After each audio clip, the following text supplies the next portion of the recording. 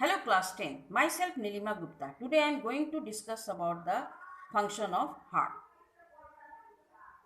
Deoxygenated blood from superior vena cava from upper parts of the body enters through superior vena cava, and from lower parts of the body through inferior vena cava enters into the right auricle. You can see through this blue line.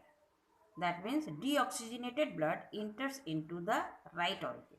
At the same time, from pulmonary veins, oxygenated blood from lungs enter to the left auricle. When both of these auricle, right auricle and left auricle, get filled with blood, both of these auricle become dilated or expand. That is called diastole. By the pressure of the blood, pressure of the blood pressure rises and the valve present between right auricle and right ventricle, that is called tricuspid valve, opens. At the same time, the valve present between left auricle and left ventricle, that is bicuspid valve, open, and blood enters into the left ventricle and right ventricle. Both of these ventricle get dilated, that is called diastole.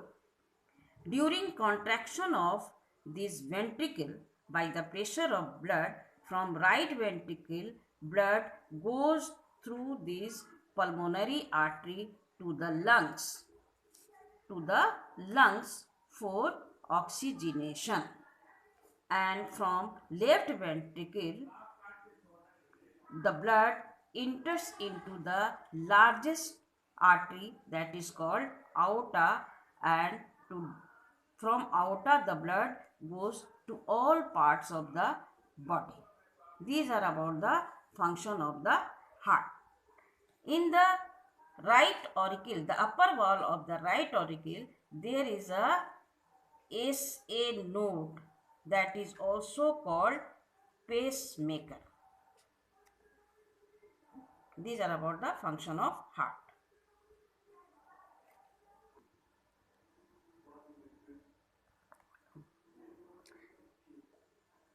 Now double circulation. This is the flow chart of double circulation. Double circulation means the blood flows twice in a heart.